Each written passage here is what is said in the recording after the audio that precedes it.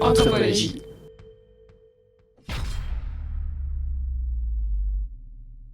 OK, donc là, on est rendu à notre activité secrète. Donc, on va juste vous demander de faire une toile qui représente votre année 2020.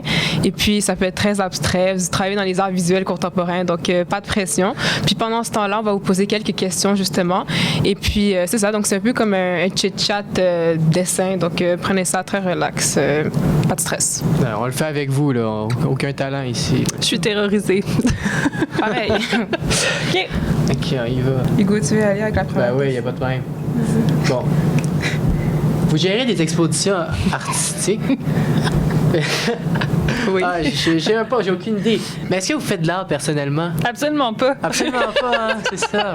Pendant la pandémie, puis là, c'est déplorable, je me suis acheté des livres à colorier d'art-thérapie. Puis je faisais ça en prenant un petit gin tonic le soir, puis je me trouvais déprimante moi-même. Là. Mais c'est mes seuls skills. En fait, j'ai aucun skills en art visuel. Oh mon Dieu Seigneur. OK. Oh, c'est épouvantable. Puis, mon Dieu.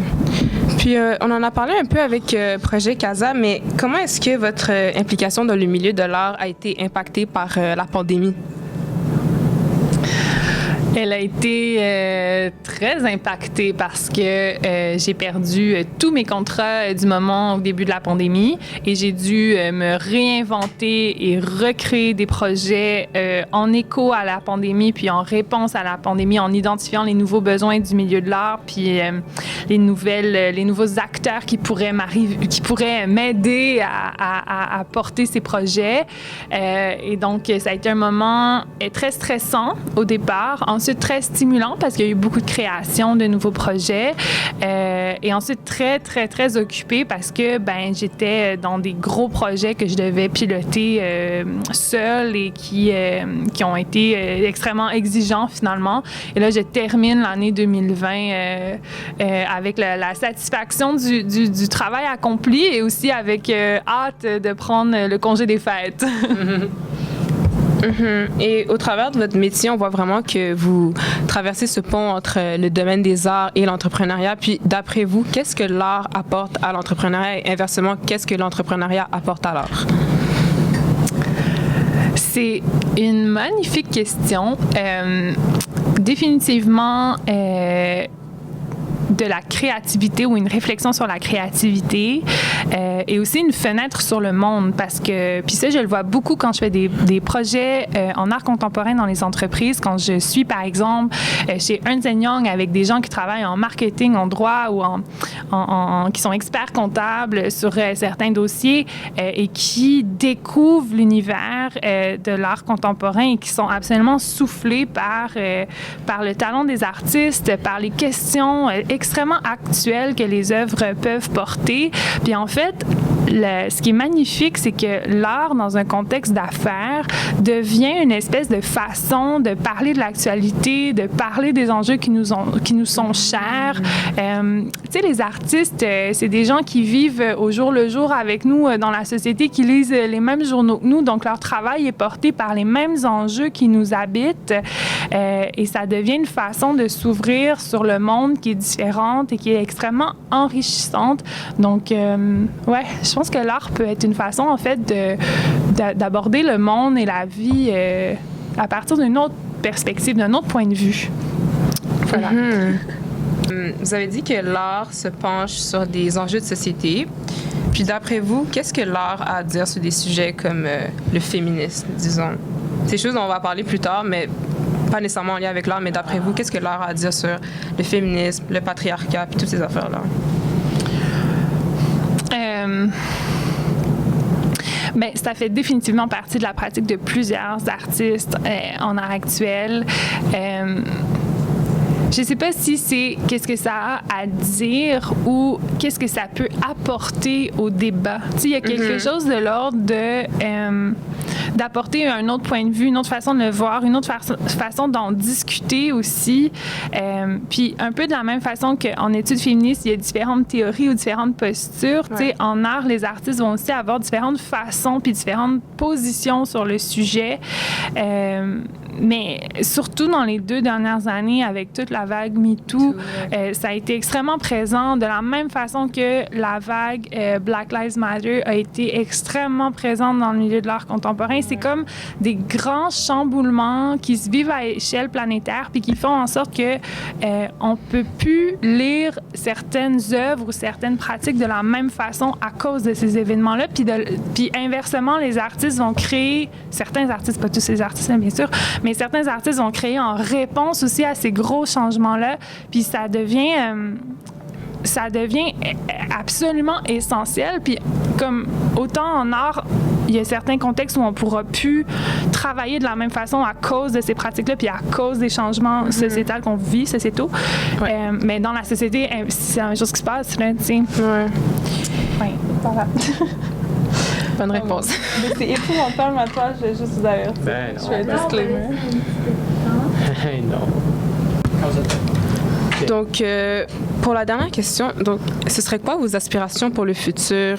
C'est quoi les projets que vous comptez entreprendre? Où est-ce que vous voyez d'ici quelques années? Je trouve ça extrêmement difficile de se projeter en ce moment avec tout ce qui se passe, bien sûr en raison de la pandémie d'un point de vue sanitaire, mais aussi pour le milieu culturel. J'ai l'impression qu'il y a des grands changements qui nous attendent dans le sens où on peut s'attendre à des coupures financières importantes dans les prochains mois et années pour pallier à tout ce qu'on vient de vivre dans les derniers mois. Donc, j'ai l'impression que le milieu culturel a déjà encaissé un coup et il va continuer à en encaisser dans les prochains mois. Donc, c'est difficile de savoir exactement à quoi le paysage culturel va ressembler dans les prochains mois. Pour ma part, dans un avenir plus rapproché, disons, parce que c'est un peu la seule chose que j'arrive à percevoir maintenant, un grand chantier au sein de la fondation LDT pour ce qui est de retourner dans les écoles et de retravailler avec les jeunes rapidement, le plus rapidement possible. Notre horizon en ce moment, c'est septembre 2021. Donc, on est vraiment dans une grosse préparation de retour à nos activités qu'on avait suspendues en raison de la pandémie dans les derniers mois. Donc ça va être un gros morceau. Puis ensuite, pour moi, ça va être de recibler, bon, quels seront et quels sont les besoins du milieu culturel et comment je pourrais m'inscrire et m'épanouir dans celui-ci dans les prochains mois. Parfait. Bon, ouais, est-ce qu'on est prêt à dévoiler nos belles toiles qu'on a faites? Oui. Ouais? Oui. Veux-tu commencer, Manuela? Oui. Ouais, vas-y. Oui. Donc, tout d'abord, je tiens à remercier tous mes profs d'art du secondaire qui m'ont inculqué des notions très... qui se reflètent dans cette œuvre. Non, mais en fait, j'ai décidé de représenter plein de couleurs parce que, pour être honnête, 2020, ça a été une année haute en couleurs, on va pas se mentir. Vraiment, j'en ai vu de toutes les couleurs cette année. Mais autant il y a eu du mauvais, disons, autant il y a eu du bon. Puis, ce que j'en retiens, vraiment, c'est qu'en ce moment, je suis vraiment reconnaissante. Donc, voilà, c'est ce que j'ai à dire pour 2020. Oh.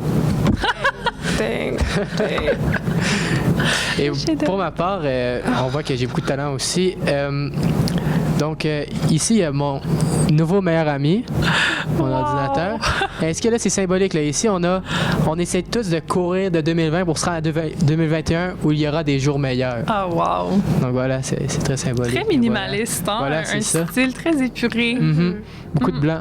Vous avez eu des techniques tout à fait opposées, hein? Tu sais, toi, presque rien, puis toi, all over. Ouais. Voilà. Sur toute la toile avec toutes les couleurs. Exactement. Très intéressant. Alors, moi, j'ai fait un résumé de mon année de manière graphique. C'est très décevant d'un point de vue artistique, je vous dirais. Alors, premièrement, au début 2020, j'ai eu 30 ans. Ouh. À quel point c'est épeurant. Ensuite, j'ai vécu l'aventure folle du Super Bowl. Ensuite, le long confinement, vraiment long, que c'était si long. J'aime tellement pas ça être dans l'inaction. C'était vraiment difficile. C'est là où je me suis acheté des cahiers à colorier, là, pour vous donner une idée. Ils n'ont pas été très concluants, là, comme on peut voir, malheureusement. Ensuite, tous les projets, dont Projet Casa, qui ont teinté le reste de ma pandémie. Donc, j'ai mis une petite maison qui représente la galerie où je faisais les projets. Et moi aussi, ça, c'est vers le 2021. c'est pas une promesse nécessairement que tout va bien aller, mais c'est plus un souhait de nous souhaiter comme plus d'amour et de douceur pour 2021. Donc voilà. Bon, maintenant, je recache ça avant de perdre tous mes prochains contrats potentiels. Ouais. Ouais.